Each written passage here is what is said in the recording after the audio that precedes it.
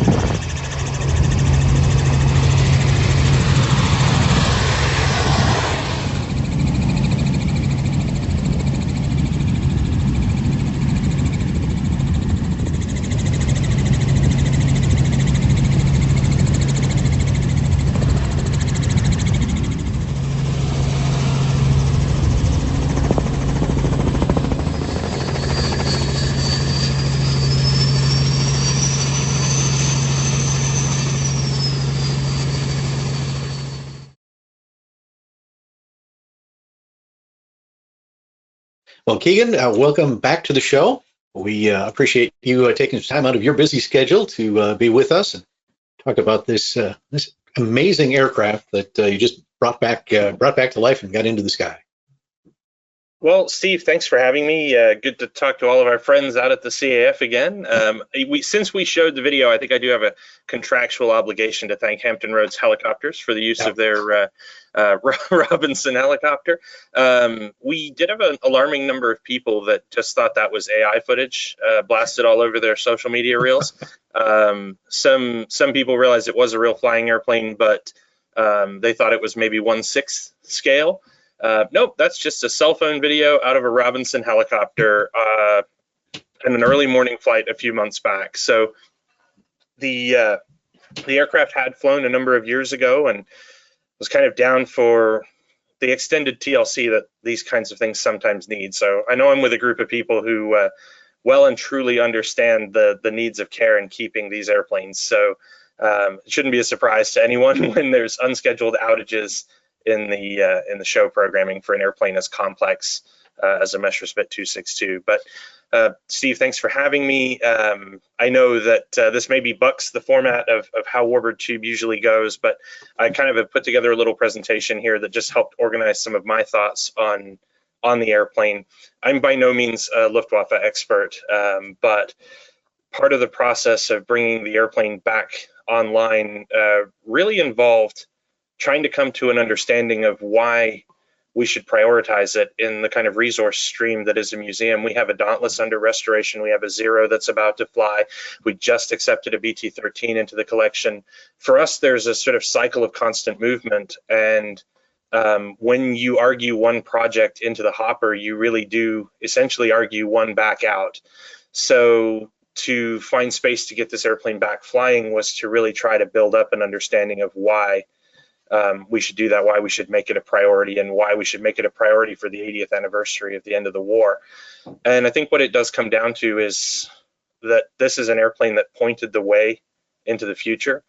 And that's why we felt it was really important to have it back online and flying for the 80th anniversary of the end of the war, is so that we could understand how wartime technologies really came to shape the modern world that we live in, and the sort of race towards jet technology that this airplane triggered, particularly here in the United States, would give birth to our post-war airliners and things like that, that we all, I think, know and probably don't really appreciate today. But Steve, if anything comes up, just jump in at any point. I did want to tell everyone, we are a nonprofit. We are an outgrowth of Jerry Yegan's collection. Some of you probably know this better as Jerry Yegan's 262, but in 2024, there was a pretty significant event for us where Jerry Yegan basically gifted over his entire collection of airplanes to the museum.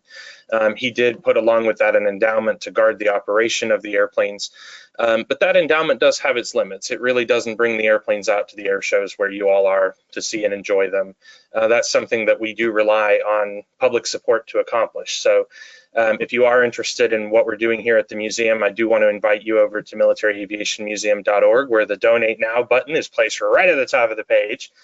One of the reasons I'm doing that here with a group of Warbird enthusiasts is it's not necessarily difficult to fundraise around a P-51 on a ramp somewhere. It's not really difficult to fundraise around a B-25 on a ramp somewhere. It's a little bit more of a niche interest with the German airplanes, and so it does become a little bit more reliant on the enthusiasts out there to step forward and say, I understand what this thing is, I see the value in preserving it, so I want to help with that. So if you make a donation to the museum, just in the comments bar there, just let us know that it's for the 262, and we promise it'll go directly there. The other thing I do want to do a shameless plug for is we will be having a grand rollout for this airplane on May 10th. If you visit the museum website under the events tab, you can see that coming up on May 10th is the first opportunity to get to see this airplane. You'll be able to meet the pilot, get closer to it than you will pretty much anywhere else, and enjoy a flight demonstration up close, basically standing at the runway's edge for that particular event. So that's something we're pretty excited about. And without any further plugging of anything, I will try to get us moved into the presentation here. So when we look at the ME-262, I think a lot of times we spend some effort on all the things it might have been. As a community, I think we imagine what would have happened if it had come in earlier, what would have happened if it was available in greater numbers, what would have happened if the engines weren't the nightmare that they were. And I think sometimes through all the things we believe it could have been, we lose sight of how significant it actually was and what the kind of truth to the airplane is. Ours is a replica. We'll talk a little bit about what brought about these replicas towards the end of the presentation.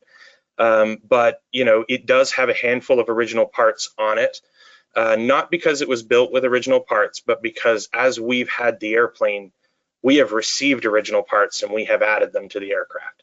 So that's something definitely worth knowing, is as we work on Focke-Wulf 190 projects, we'll occasionally strike gold in a hoard of parts and find the wingtip off a 262 or things like that.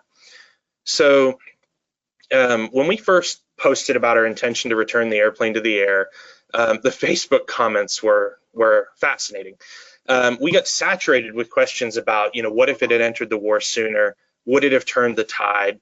What if it had more reliable engines? So I think there's a mystique around the airplane. It is amazing that it was manufactured under the enormous pressure that was put on the German aircraft industry by Allied bombing. It does have a beautiful, menacing look about it. That triangular fuselage is one of the first things that strikes you when you approach the aircraft. It looks like a shark when it's sitting on the ground. Our curator, Zach Boffman, he noticed the stance of the airplane the first time he saw it prepared for flight, because it sits up higher than the ones that you typically see in museums, because the struts were serviced correctly for flight operations. So getting a chance to see one of these that's, in fighting trim, as it were, and ready to go fly that day is a very different experience than seeing one in a museum.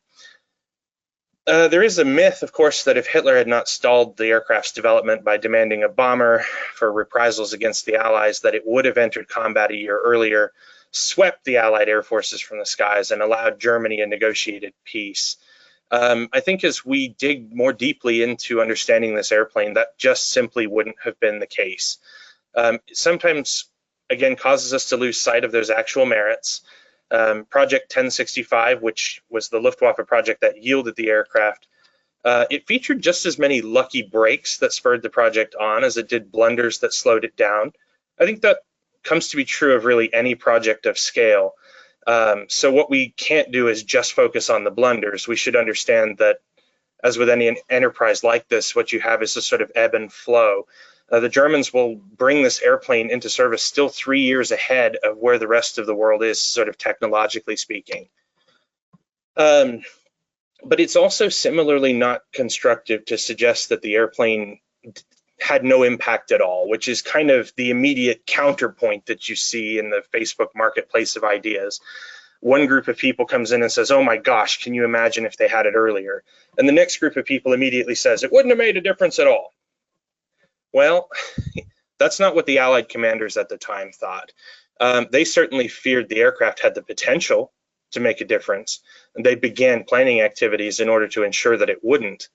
So, like we just talked about, the aircraft was easily 3 years ahead of anything else like it in the world.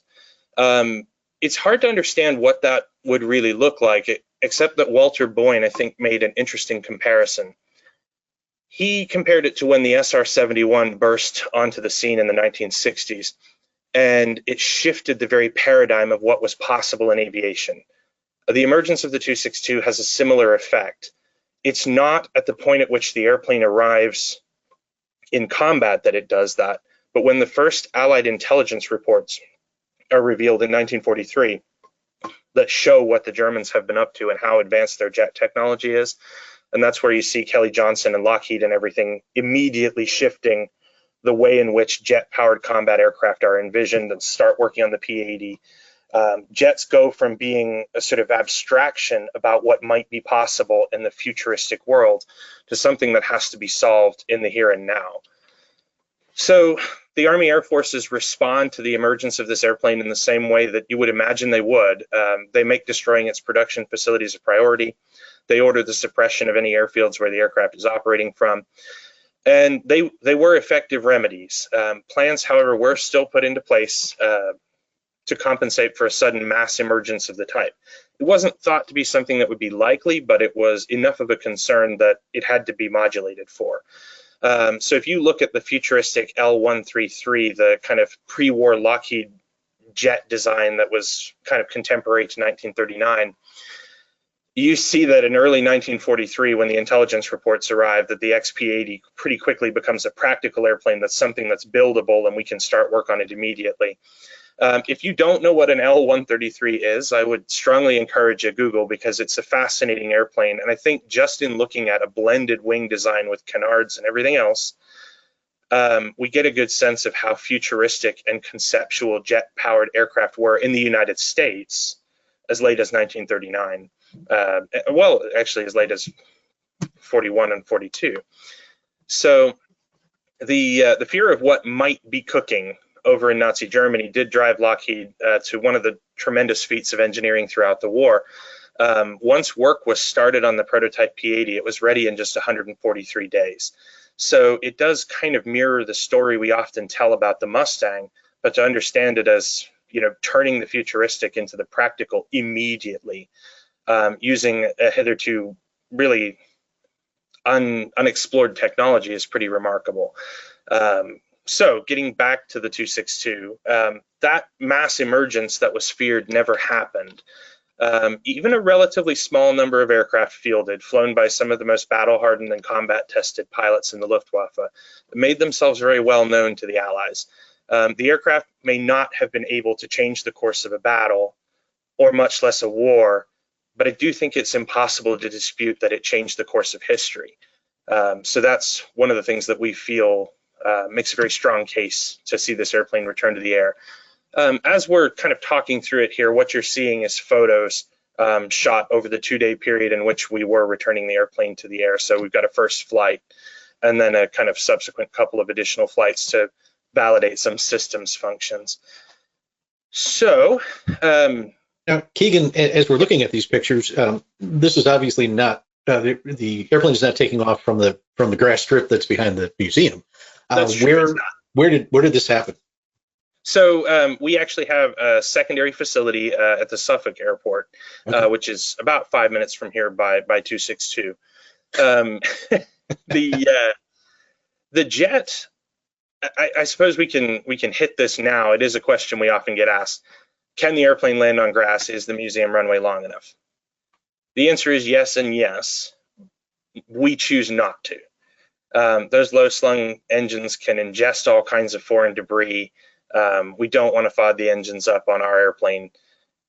It's theoretically possible that you could operate it here because the Germans did operate it in much, much less desirable conditions than what we have here at the museum. So we've got 4,800 feet of turf runway, and that's what we operate the rest of our collection off of. But having this ancillary facility gives us the option to not have to try our luck with this airplane. So we operate it over there. Now it is taking off in this picture from a 5,000-foot runway. The airplane does have a little bit better takeoff and landing performance than the originals did, and we will get into some of the differences between them. But does that answer your question, Steve? Certainly does. So I am pretty well aware that, as I just previously said, that the airplane didn't have a measured and dramatic effect on the battles in the air war over Europe, that I am a long way away from the pilot's seat of a Mustang staring one of these down. I'm sitting in an armchair right now. So to the Allied pilots that encountered the aircraft, it was a terror, but also an intense subject of curiosity. They'd never seen anything like it. We'll talk a little bit more about their encounters early on with the airplane, but the German pilots, when presented with it, these were men who understood better than most how close the war was to being over. They looked at this airplane not as a chance to end the war or change the outcome, really, but as a last sort of dignified spear thrust at an overwhelming enemy. So this was their chance to make their mark before they went out. That seems a little bit cynical, but it is very much how the pilots themselves described their interactions with this airplane. For the engineers that designed it, it was a thorn they could place in the paw of the Allies, a defiant, we may be down, but we're not out sort of a gesture. So as we pushed our aircraft out onto the ramp to test its engines, there's kind of a moment that overcomes you that you realize just how different it is to everything else in the museum collection. We were around operating airplanes daily with P-51s, Corsairs, things like that. But the thing that sticks out to you most immediately is the different smell. So the Germans did use a different jet fuel than we use today. So it is a different smell, again, from what we're smelling, but it's distinctly different than the smell of a 109 or anything like that. And so we all kind of paused for a moment and reflected on, when you arrived as a new mechanic at one of these units and you walked out onto the flight line and you saw this thing and you smelled the different smell and the different environment, the different sounds, just how absolutely awestruck you would have to be by it. So we're standing there and the engines are spooling up. We don't actually need the little supplemental motor that powered the real ones. We don't have that small motor in the front there. There's the pull starter that you would use on the front of the nacelle is cosmetically attached, but we start the airplane with conventional modern igniters. And the sound grabbed all of us as you could just hear the thrust building inside the engine. It's not a foreign sound to anyone who flies a jet, but it's foreign in the context of what you expect out of an airplane design that's 80 years old. So if any of you get the chance to come see the airplane, I would invite you to stay and watch it fly at least once and listen to it run up, because as that sound starts, you're just overcome by an imagined moment of what it must have been like to hear that the first time. So the smell and the sound that we're talking about, they all originate from probably the most unique aspect of the aircraft, which is the power plants that furnished it. So the jet engine, interestingly, doesn't originate inside Messerschmitt, or really with Junkers, the people who developed the UMO engine that was on the original. In the context of Germany, it's Heinkel, one of Messerschmitt's chief competitors, that will advance jet engine development in pre-war Germany. Conceptually, reaction-driven engines are imagined many years earlier, but Heinkel is really trying to build faster and faster aircraft, and he's trying to bring engine development and engine technology in-house. So he visits the University of Göttingen, where he's recommended to a student, Hans von Ohain, that he is working on a new reaction-driven engine that could be the edge that Heinkel needs, an engine that could be developed in-house that doesn't need the decades of learning that have gone into the complex established aero engine formats. So Ohain was working independently of Frank Whittle. This is a kind of an interesting thing to understand, and it's hard to conceptualize because we live in a world saturated by connectivity. We've got our cell phones and the internet and everything else, but what we have is simultaneously in several countries around the world, the emergence of jet engine technology as a convergent process. They're yielding the same end result, which is reaction-driven thrust, but they're approaching it in different ways. So, Whittle is developing a centrifugal flow jet engine, whereas von Ohain's work is in the order of an axial flow engine. Von Ohain's work will actually become the basis of all subsequent jet design, although there's some space to argue that most modern jet engines feature a little bit of both. I'm not a jet physicist, so I'm not going to really dig deeply into that. But, Heinkel loved the speed advantage that he could imagine coming from a jet. He also really liked the reduced price tag for entry. So he wanted to get into the engine game, and he couldn't compete on a level footing with the established engine makers. So a way to interpret this in the modern world is kind of philosophically what the Chinese did with electric cars. They made a determination that they weren't going to do better internal combustion engines than the Americans, the British, the Germans, who've been doing them for decades. So jump on board with the new technology, and you can basically slingshot past everyone who's trapped in all the resource draw that's attached to those older engine styles. So that's why we've got, a lot of discussion in the modern world about Chinese electric cars. So going back to the kind of historical footing of it all, von Ohain's test engine is completed for just the equivalent of $20,000. It produces thrust. It's essentially made out of sheet metal. There's no carefully formed compression chambers, no complicated cylinders. What there was in that engine was essentially simple. Heinkel quickly ordered the smallest possible aircraft built and requested an engine from von Ohain sufficient to lift it into the air. On August 27th, 1939, the Heinkel HE-178, the little airplane in the picture there, flew. And this is all while work is going on independently in Russia, Sweden, Hungary, France, and England to advance their own jet engine prototypes. So the success of this little airplane does awaken the German Air Ministry to some limited capacity to the need to invest in jets. So a formal specification is issued for a jet. BMW and Junkers will begin development on those engines, while airframes are solicited from other manufacturers, and Messerschmitt will be one of those. What becomes clear in advance of, even in advance of wartime constraints, is just what the escalating demand for heat-resistant materials will be like in Germany. These early jets are small and simple, but as you enlarge the jets, you look for more thrust out of them, you're generating more heat inside the combustion chamber. And what you're having to do is figure out how to heat treat to compensate for that. So the Germans simply can't furnish enough nickel and cobalt to sufficiently heat treat their compressor blades. This will be a problem that plagues their engine development through this whole process, but work does still progress. So the UMO 004 will be test flown under a BF-110, And it becomes immediately clear that, rapid changes to the throttle, basically forcing fuel in and out of the engine, trying to go faster very quickly, causes hot spots and everything to emerge inside the engine and damage it. So it's understood even at this early stage that this engine is going to be persnickety.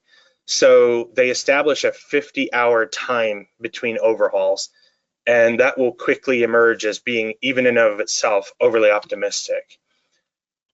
So getting to the airframe piece of it, the engineers at Messerschmitt didn't really have a lot to go on as they started on the airframe. They had the approximate weight of the engines being designed. They knew the German Air Ministry was expecting an aircraft that would fly 850 kilometers an hour at a time when fighters are barely breaking 500 kilometers an hour, so that's a pretty steep ask. And it's supposed to have an endurance of 1 hour. So Messerschmitt takes up this challenge with a unique committee format that they use. And basically a committee designs this airplane without the use of a large high-speed wind tunnel. The only wind tunnel in Germany that can accelerate air fast enough to test can only hold a model, about a tiny model, I think they said it was 7/8 of an inch wide or something like that, but it's not sufficient to take any useful readings off the airframe being tested. So they have to basically clean sheet this design without the use of the sort of technology that we would rely on here for the development of such an airplane. They're even able to, even at that point, mathematically work out that additional thrust doesn't necessarily equal extra speed above the limitations of the airframe. So I think that's something we understand well today, but back then with the jets being a new technology, it was kind of opening a new frontier. But at a certain point, you get going fast enough that you actually can, lose the airflow over the wings and everything. So this becomes an important part of the testing of the 262s. So what they do with this extra thrust that they find out that they have is instead of trying to get the airplane to go faster, they use it to support extra fuel and a heavier armament. So early on, they imagined 6 30mm cannons in the airplane, but operationally that will become 4 30mm cannons. They do have the same problems as other cannons during the period with cyclic rate issues, but they become a pretty fearsome armament when packed together in the nose of a Messerschmitt 262. Interestingly, the wings are swept, but not necessarily because of the aerodynamic advantage that it will achieve. Initially, they're swept because the center of gravity is too far forward, and they sweep the wings for the same reason that a tiger moth has swept wings, which is to shift the center of gravity on the airplane. So the early prototypes are equipped with a piston engine to allow them to be flight tested. Eventually, they'll be fitted with a BMW 003, but testing reveals that that engine is wholly unsuitable for the job. The UMO 004 will be left as a problem child, but the only viable engine moving forward. So the aircraft's first exclusively jet-powered trials were coming up in July of 1942, and Flugkapitän Fritz Wendel, the test pilot, noticed in high-speed taxi that there was no elevator control because of the tail-down attitude of the tail dragger 262, because it featured conventional landing gear for the simplicity that it was hoped that would bring to operations in the field. So a man who is remembered specifically as a non-flying engineer suggested that Wendel tap the brakes at 112 miles per hour, thrusting the elevator into the airstream and elevating that surface to achieve control just as the jet tries to nose over. That's what Wendel had to do to get it to fly, and the aircraft did jump into the air on July 18th, 1942. I suppose we can only imagine what he felt as the flaps and gear came up, the rumbling and vibrating stopped, and as the aircraft accelerated, the sound started to move behind it. And there's a smoothness to flight in a jet that just isn't characteristic to any of the piston engine airplanes of the era.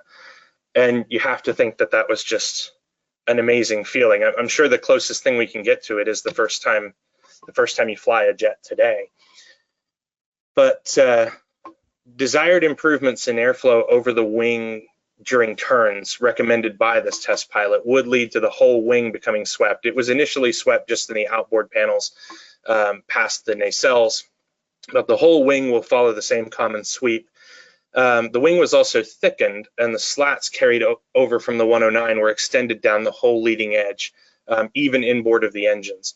So that test pilot set of recommended changes will increase the aircraft's lift over the wing by 30%. It's also decided that to deal with the elevator blanketing issue that the pre-production aircraft were having, that they would modify the aircraft to feature tricycle landing gear. So that's what we see on our airplane. That's what we see on the later pre-production aircraft as well as the production versions. So Adolf Galland would be brought out to fly the aircraft, and I think we've all probably read where he talked about being thrust skyward by angels as the way that he would describe the experience of flying the jet for the first time. I think in a more practical sense, he saw in the aircraft an opportunity. He was well aware of the trends in aircraft strength and understood that the Allies wouldn't be beaten by Germany on a quantitative basis. They were simply being outproduced, and I think in this airplane he saw an opportunity to achieve a qualitative advantage.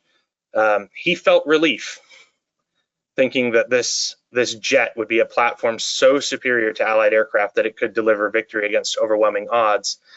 And I think that's something that spread among the Nazis, that this relief would become hope, then eventually faith in the 262, before ultimately being revealed as what it always had been, which was a delusion. So as we talk about the development of the airplane, it's kind of here that a few myths come along. For one thing, we convinced ourselves that the jet was widely understood to be superior. It wasn't. You know, a lot of times people are skeptical of new technology, and that was true back then as well. You know, that 50-hour overhaul time on the engine is a cause of some skepticism, of course. Galland had to work pretty hard to convince some other people, and when fighter production was boosted to 4,000 aircraft per month, which was kind of an aggressive German target that was set, the 262 was specifically not included. 3 months of effort where the aircraft could have been, you know, tooling up for production they were wasted, but not because of Hitler, because of priorities that rested elsewhere. If you look at what really drives the 262 into the center stage for German production, it doesn't have a lot to do with an embrace of advanced technology and everything to do with the limitations of what fuels were available. So the Germans get forced into a situation by the impact of the strategic air war being executed by the Allies, where they need something that can burn just about anything that will burn, because they can't refine the high-grade fuels that their average fighter aircraft need. So the 262 becomes an opportunity for that reason, and they become really the only workable solution to keep airplanes going and into the sky, and that's when you see this sort of preponderance of other jet designs emerge. And German jet fuel at the time is made from coal oil even.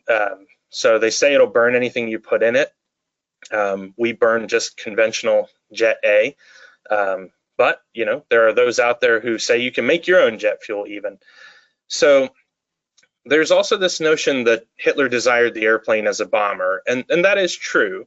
But his meddling, it only obscures a fundamental reality. German industry at this period of the war lacks the ability to tool up for increased production of the 262. So what you have is aircraft production lines competing for resources, and they're not able to sustain the losses they're experiencing in the field either way. So they can't spare a 109 production line to convert over to construct 262s because they can't suffer the decreased production of 109s. So what they're doing is they're cutting their aviation production into smaller and smaller pieces of the same pie, rather than what's going on here in the United States, which is aircraft manufacturers are building new factories, opening up whole new production lines, tapping unused workforce, and essentially making new pies. So to build more 262s, the Luftwaffe would have to forego the demands being made for existing types, and that's just not something they could do at that point in the war. So it is true that Hitler was originally underwhelmed by the aircraft. He was kind of, I guess, nonplussed would be one way to say it. His Minister for Armaments, Albert Speer, saw it as an opportunity that Galland did. He directed the supply of war-regulated materials to make the program happen. Interestingly, Hitler didn't stop that either. I think he was convinced by the enthusiasm other people had for it, but that doesn't overcome the fundamental challenge that the infrastructure to work on a jet engine didn't exist. So there were no test engines, no test cells. For everything that needed to be done, an entirely new apparatus had to be stood up to accomplish it. It's amazing that they did this under the conditions of the war, but they were also forbidden from robbing engineers from piston builders. So much had to be done by essentially fresh college graduates. The story of German jet engine development is a story of kind of like scrounging around what you could to put the limited resources to best use. Famously, a musician with perfect pitch was used to listen for issues with the compressor blades during testing. This worked, and adjustments were made based on his recommendations. He even ran the bowstring of his violin across the compressor blades to listen for imperfections and things like that in them. But it's certainly not the ideal way to run an operation. So work on the UMO 004B will be frozen in June of 1944 so that they can begin serialized production of those engines. And I'm sure you're all aware that's the same month that the Allies land in Normandy. So by the end of the war, there will be an estimated 6,000 UMO engines built. And that's a significant accomplishment given the shortages they were dealing with. But it does cast the whole program into stark relief that no matter how great an airplane is, by June of 1944, the war has also become an intense ground war that will lead to Germany's defeat on the battlefield. So, nevertheless, with their problematic engines in hand, deliveries of the 262 will begin, 28 in June, 59 in July, 20 in August, 91 in September, all while the US is cresting 100,000 aircraft a year. So, when Hitler's orders regarding the use of the airplane as a bomber are revoked, it would seem to most of us that the chains had been cast off the jet and now it could be put into use to defeat the Allies. Except that during that period of time, no suitable doctrine for its employment as a fighter had been developed.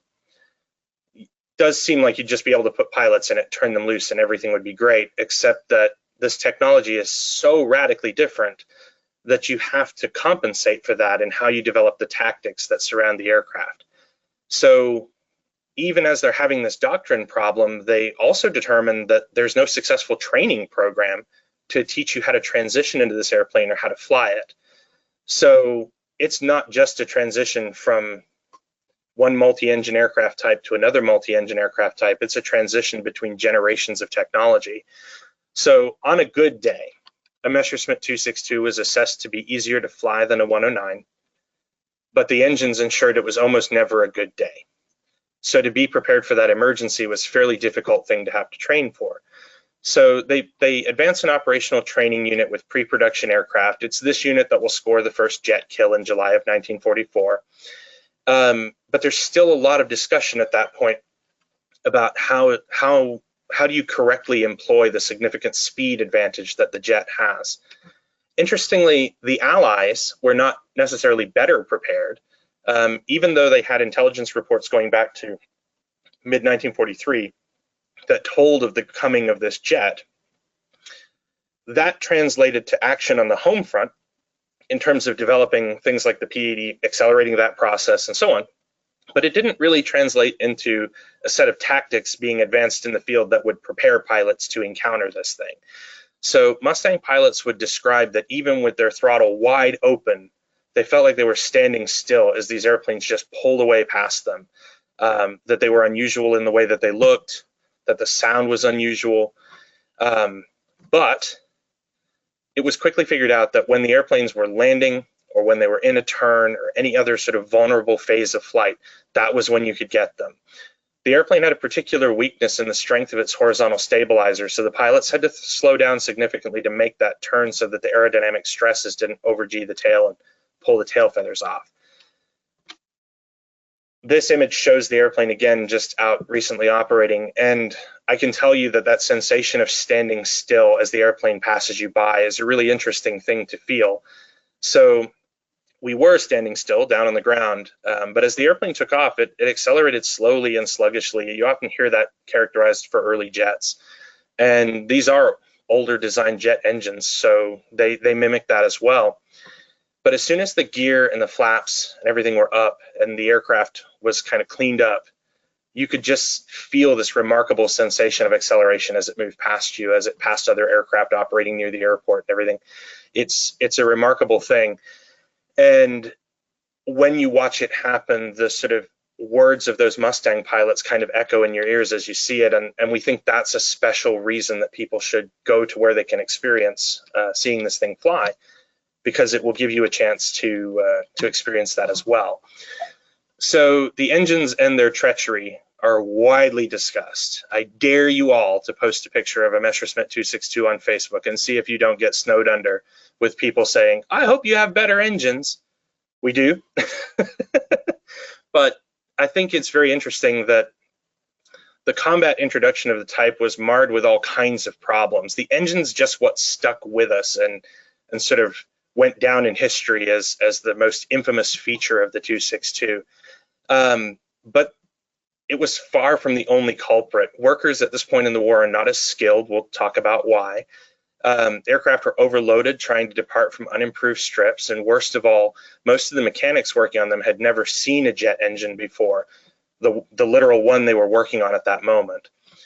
So 34% of the recorded accidents during the period of time in which the RLM was assessing this were actually landing gear failures. 33% were caused by engine failure, 10% were the horizontal stabilizer failing due to over-G'ing the airplane, often in a turn. But the Americans would turn out to be the biggest problem of all. So once the initial shock of the aircraft appearing had subsided, every hotshot in the sky wanted a chance to shoot down one of the new German jets. So if you'll bear with me, I've got a small story here about a November 1st engagement in 1944. A single jet was available to attack a bomber stream. The 262 descends on an escort unit from the 20th Fighter Group, and he's quickly able to shoot down one of the Mustangs, but he's counterattacked by the other members of the group.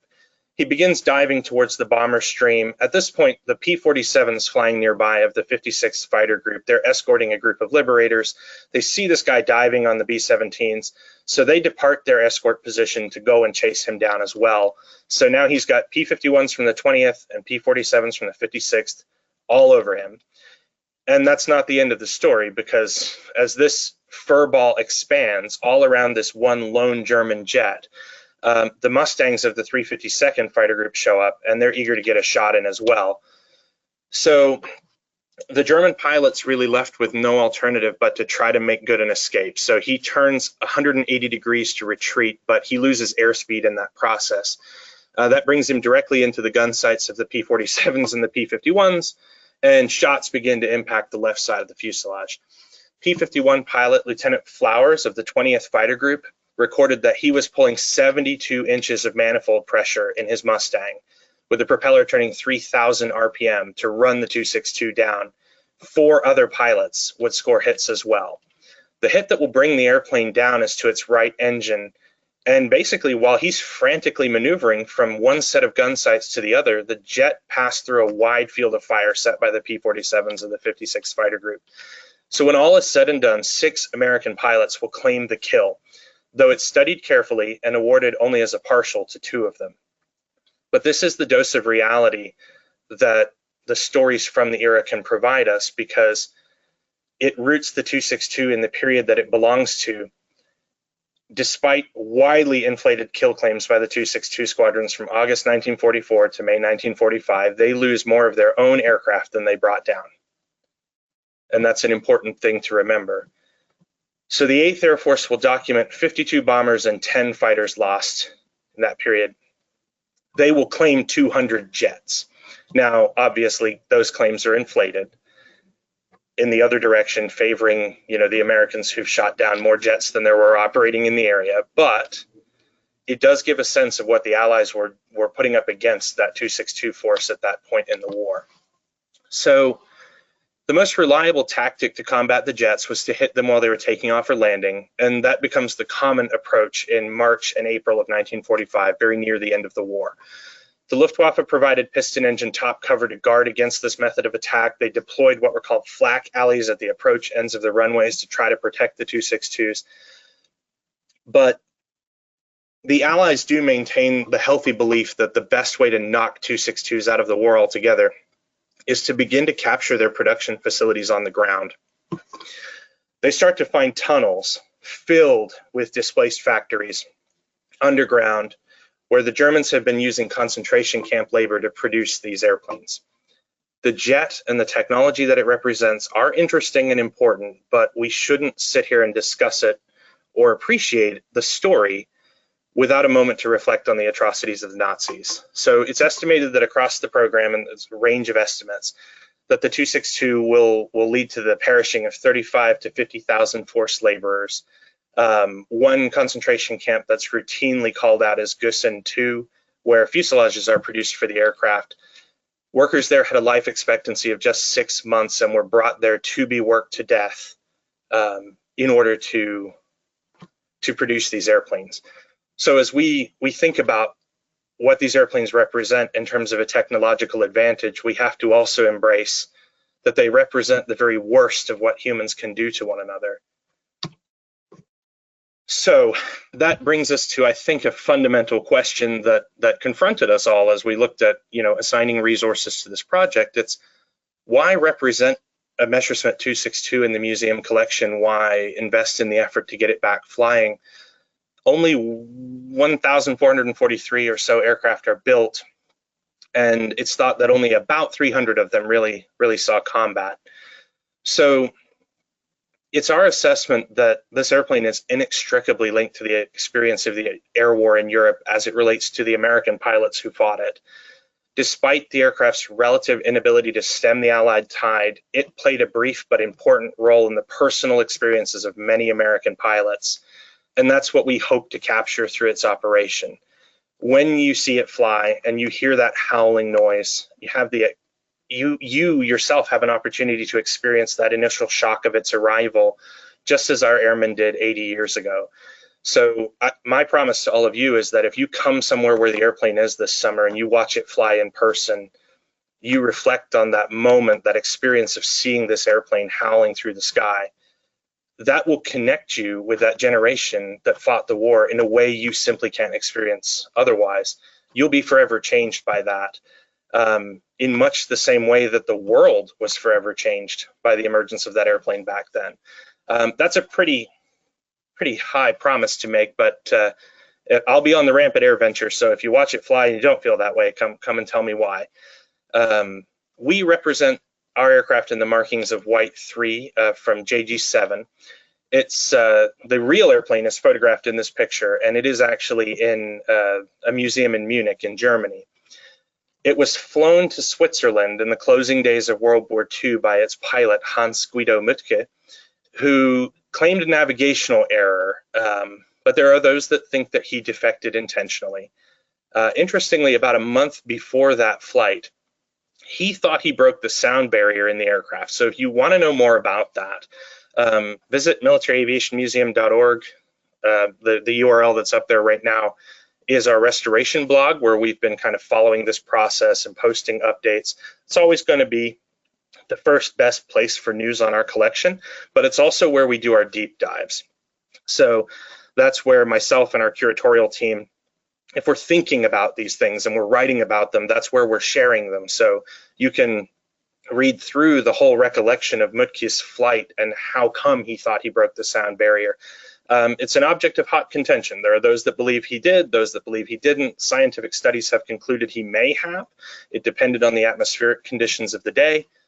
We leave that all up for you guys, but what we do there on the blog is we present the story as we understand it.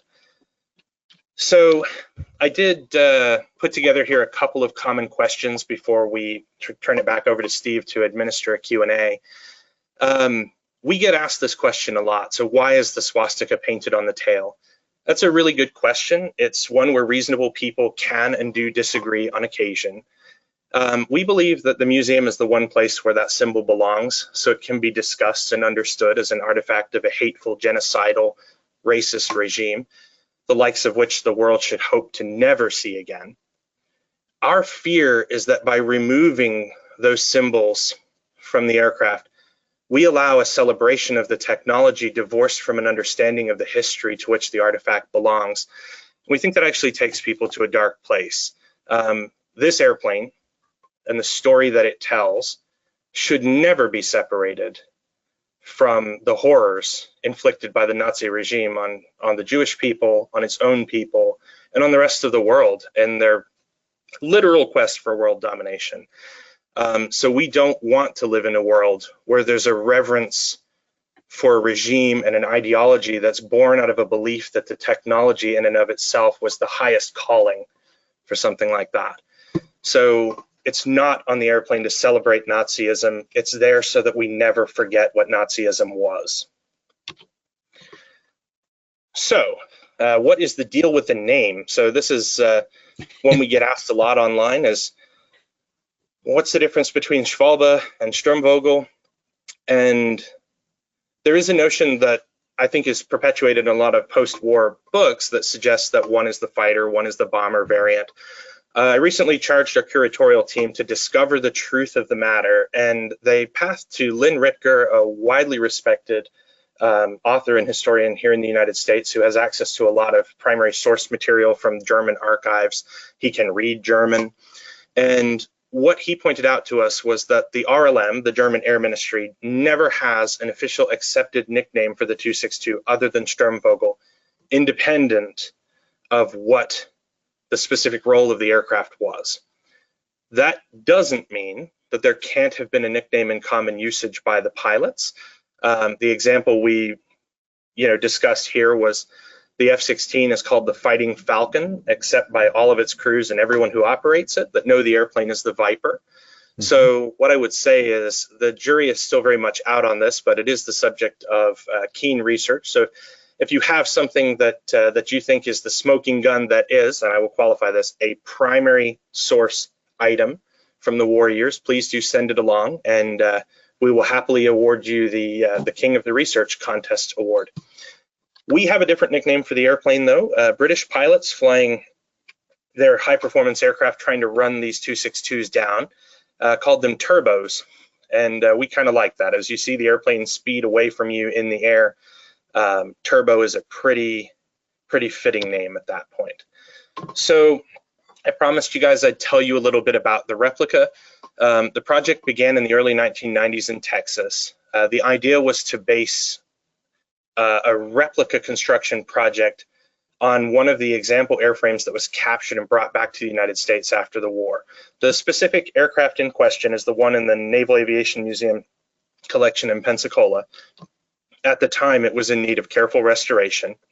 The idea was that as that airplane was restored, you'd be making parts and then essentially duplicating those parts off of each original piece and then use those duplicated parts to produce these airplanes.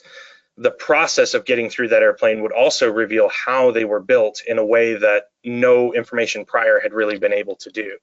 So as each piece was removed from the airplane known as Vera, more pieces were produced, yielding the opportunity to complete these aircraft. So known as Classic Fighter Industries, the Warbird project, as it was known, was launched in 1993.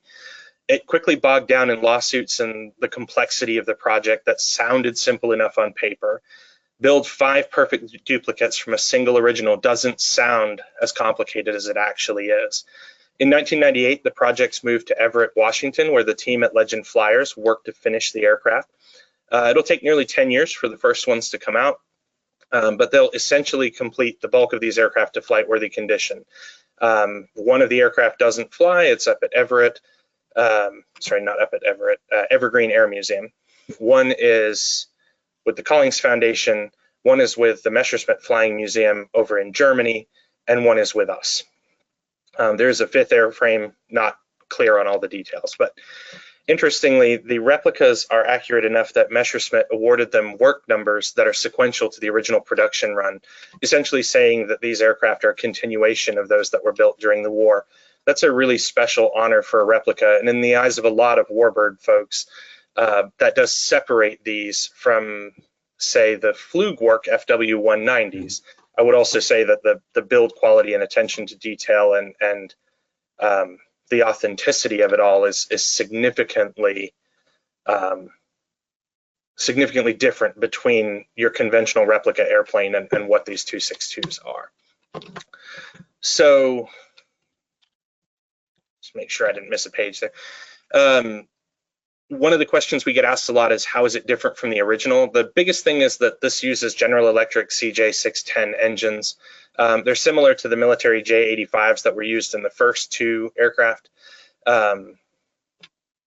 But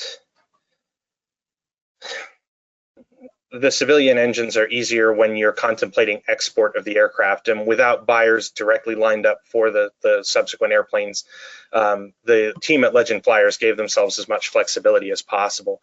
That's also why our airplane's a little bit lighter than they would have been during the war. So the originals are at 14,000 pounds, whereas ours is right at 12,000. That keeps it under a bunch of European restrictions for what the airplane has to accomplish to become certified.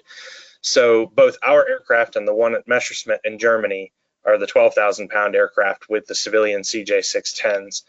Those engines produce about 2,950 pounds of thrust each, which is significantly more than the 1,980 produced by the originals. It's for this reason that the CJ610s are derated in this application. So they're actually adjusted so that their power output is lower. The aircraft does require the use of oxygen for the pilot. You see in all the pictures, the pilots are wearing masks. Even when you're flying it down low, it requires the use of supplemental oxygen. The aircraft is happier at higher altitudes where we can't see it and enjoy it. So flying it down low where the Warbirds generally fly, it does have a crazy fuel burn number. It'll burn about 400 gallons an hour down low. In cruise at 17,000 feet, it does about 360 gallons of jet fuel every hour. And it'll go about 300 miles on full tanks. So these engines are churning through more fuel than the originals, and the airplane's not going as far as the original. But the speed is another question we get asked a lot. So the original is listed with a max speed of 490 knots. The developers of the original airframe encountered a hard limit based on airframe stress, as we talked about earlier. Our more powerful engines just don't push the design any faster through the air. So we're at around 310 knots as the maximum speed. Sure, could the airframe and the engines probably get it to 490? Yes, but again, we're trying to operate the airplane in such a way as to preserve it for the museum and for the public, for you all to enjoy it. So we don't really want to push it as hard as they had to during the war. So the follow-on question we get is, why did the airplane sit for 10 years and why, what did you have to do to it to get it ready? Ours flew for a short time when we first got it. The initial program test pilot, Wolfgang Chaya, would make use of that time to prepare our own chief pilot, Mike Spalding, for his checkout in the aircraft and everything. There were persistent challenges during that period with brakes, the oxygen system, fuel quantity sensors, landing gear indicators, several other areas. Principally anywhere that you had a modern design system interacting with a faithfully reproduced vintage one, those are the kind of gremlins that had to be worked out of the airplane. So it did jump into a queue behind a bunch of other projects.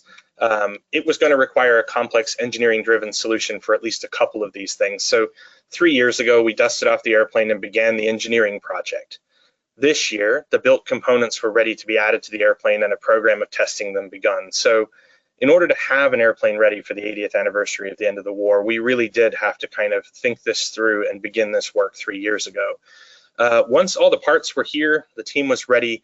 Ike and Allison Birchnell from East Texas, around the area of Mount Pleasant, they came out and helped us kind of put all this together, and they're kind of like contract killers of aviation maintenance. If you have that airplane at the back of the hangar that you haven't been able to get out, like call Ike and Allison, and in 3 weeks they'll at least have a comprehensive understanding of everything that's wrong. And they were able to get everything into the aircraft, and we were able to test fly it, which has now given us the opportunity to kind of set up for a public day, and we can showcase what we've been keeping behind those doors for far too long, for lack of a better way of putting it. So where can you see the airplane? Our event is May 10th. That's your first chance to see it, the Stormbird rollout. It's on our website. If you click on events, click down to the calendar, you'll see that on May 10th, we've got this great event coming up. It's planned to fly. You'll be able to meet the pilot. I'll be there. If you want to ask me more questions, you're welcome to it. Probably the thing that everyone here is most excited about is the rollout will be facilitated by the museum's Kettenkrad. We're actually going to pull the airplane out of the hangar with the half-track motorcycle that the Germans routinely used as tugs at their unimproved airfield facilities.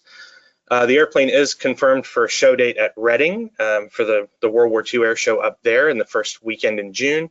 And we do expect it will be there for the whole week during Oshkosh, which is, I guess, the last week in July. So other air shows are coming soon. If you are a show organizer and you want to request it at your show, you can reach out to our booking team at airshows@aviationmuseum.us. That's the email there. Before you do that, please note that we can't bring the airplane for free. So please consider that when submitting a request.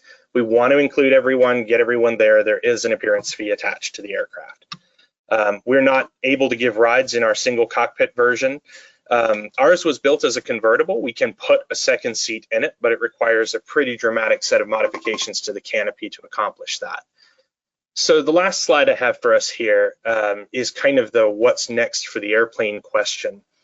And I will say that I'm just one vote on a committee that works on these sorts of plans, but I do have a strong sense after all the research that was put into getting our team geared up for this aircraft that it's maybe a mistake that across the whole community we don't have one of these flying replicas painted in the markings of one of the original flight test aircraft that were brought back here by Watson's Whizzers, the American troops who went around and rounded up all these German aviation technological secrets and shipped them back to the States.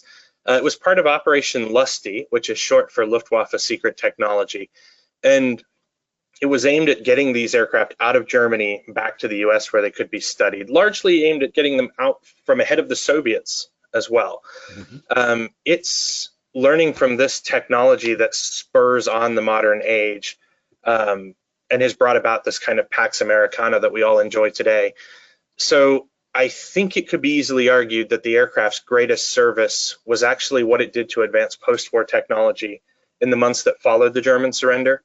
And that's why I think when I think about what comes next for this, even though it doesn't need new paint by any stretch of the imagination, I almost wonder if the greatest story untold among these was really all the technological change they drove here in this country. So, Steve, I know I've waffled on too long. I've probably put half the crowd to sleep, but I can pass it back to you as a presenter, and sure.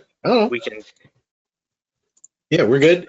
We definitely have some questions here that came in while you were talking. One of the things that struck me as you were talking about the ME 262 and then Lockheed pushing the P-80 ends up flying. The P-80 ends up flying at the end of 1944. In all of your discussions, have you ever thought what would have happened if a P-80 and a 262 got into a dogfight?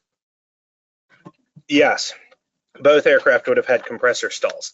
I think that's an interesting question because, as you look at the intelligence aspect that surrounds the development of these advanced aircraft technologies, what you see is that the Germans are very aware of the B-29, and they're designing program responses to a B-29 on the assumption that they'll be fighting that. Things like the TA-152 are geared in that direction, the long-nosed Focke-Wulf 190s. And then what you have is, we're looking at the 262 based on the intelligence rumors, and we're designing responses to that. If the war had pushed on, I think we would have had Well, I guess there were P-80s in theater, right? Didn't some of them make it to Italy? I can't recall. Yeah, at the very end of, well, at the very end of the war, April, May of 45. They obviously don't see combat, but no. I think what you have is you would have two airplanes absolutely remarkable in their own right. The 262, I think, has probably got the speed advantage, but the straight wing on the P-80 means it probably turns better. And so what you end up with is a situation where it's going to be entirely down to the skill of the pilots and which airplane breaks first, because both airplanes were just maintenance hogs in those early days. Yeah. Wendy was wondering if the airplane that we're talking about today, was that on display at the museum prior to being restored? No. So it hasn't ever been here on the grounds at the museum. So it's been in storage at another facility. Steve, there are a couple people asking for the URL for where they can see the rollout event. I did just post it in the chat there, but I don't know that they can see it. Okay. So yeah, we'll tag it on. Yeah, if you guys would include it in the email around to everybody at the end, that would be awesome. We'd like to see it over here, but to really get it over here sensibly would probably be to truck it in here. And what we wanted to do was see it back in the air, and that means not trucking it anywhere, but doing the work over there and getting it ready and getting it up there. Yeah. Melissa's wondering, where have you been able to find any flight manuals and drawings to understand how it was designed and operated and just how to fly it? So this is interesting because the replica process yields a fresh manual. Okay. Right. So when they built them, the new engines and everything necessitated the creation of a manual. So one of the challenges that I think goes unspoken that had to be overcome by Bob Hammer and his team at Legend Flyers was you had to take an original German manual, have it translated, and then read through it with enough technical acumen to understand what you have changed and the ways in which that would change the content of that manual, and then commit that to a new version for the airplanes operating now. So you can obviously delete a whole bunch of stuff in the wartime manual relating to the health of the engines and all that sort of thing. But there's going to be other aspects that relate to the aerodynamics of the airplane and how it should be flown that you probably don't want to lose. So, the original German sort of training syllabus for these cautioned the pilots against surging their engines because of the damage that it would do to those original engines. We're not making a bunch of high-speed maneuvers and things like that, so we're not prone to just kind of like firewall the throttle forward or anything like that. But that's the kind of thing that you'd have to analyze. Is that still going to be a problem with this enough to need to mark it down in the materials? Right. Well, and just speaking of that, when you were talking about the top speed of what the Luftwaffe had said was the top speed, it's not the top speed that you're going to go after right now. In the same way as when you were talking about the dogfight with manifold pressure at 70 and 3,000 RPM on a P-51, no Mustang operator right now is going to put their aircraft in that same sort of realm, just like you wouldn't with this. It doesn't make any sense. Your favorite and usual co-host, Brad Pilgrim, would throw his cowboy hat on the floor and jump on it if he thought that anyone pushed one of those Merlins up that high now. Exactly. He already can tell based on the exhaust marks on the side of the fuselage what manifold pressure you are running at, and will definitely call you out if it's higher than it should be. So no one is running them at 72.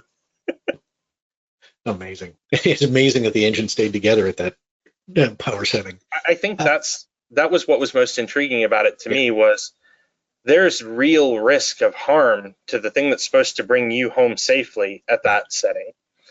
And that's how committed you are to getting your jet kill before you have to come home. Yeah. And that is a philosophically different place than Mustang pilots are in even a year earlier. Right. Shifting gears a little bit, where did you find all the photos, the archive photos that you had? So a bunch of sources, and woe is me for not putting together a proper bibliography. Yeah. Most of the color images are from a couple of photographers out here, Zach Boffman and Justin Fortier. They're fantastic guys. The archival images from a couple of different sources. The German Bundesarchive is very, very good when it comes to this sort of thing. So for a lot of us, that's the kind of first stop when we're looking to put together material on something like this. Maximus is asking how Jerry acquired so many aircraft that are in the collection today. That's a great question. So Jerry is a singularly generous individual. I've never met anyone quite like him. He has an enthusiasm for this that, a lot of times people grow out of it, right? Mm-hmm. They maybe collected comic books or collected marbles as he did when he was younger. But Jerry stayed the kind of lifelong collector. He did, collect cars, and as his business became successful, he kind of wondered what it might be that would come after the cars, and that's really the space the airplanes came into. I think when he got into aviation, though, what he found was a community more so than a collection. And what kept him here and enthusiastic about this was the enthusiasm that's shared with everybody around here. So probably his coolest trait was that he always called this place our museum. If you talk to our volunteers here that are old enough to have, given tours on the floor while he was still doing it too, mm-hmm. This was always ours, not his, not yours and mine, but all of us together. And that, I think, it puts him among the ranks of the Paul Poberesnys of the world, who were always willing to open up their organizations for other people to join in and participate, with the only restriction to entry being that you have to have the passion that I have. You have to love it like I love it. And that's just a remarkable thing. He was a very successful businessman, is the sort of brass tacks of how do you get all these airplanes, but also by working with other people, letting this become a collective project to go out and find these things. That's where you find them. And we would be remiss if we didn't also mention his wife, Elaine, who kind of planted the seed to say, Jerry, why don't you share your passion with the rest of the world? She absolutely did. So in probably the peak wife moment, all other wives will respect this when they hear it. She told him, no more airplanes until you build a place for them. And there has to be a place where the public can engage with them and where other people can join you in this quest. And so when you visit the 133-acre museum campus here, what you have is that vision brought to life. It's the place where you're supposed to come to see these airplanes, where you're going to see one fly every Saturday, where you can take the Stearman ride of a lifetime down the beach.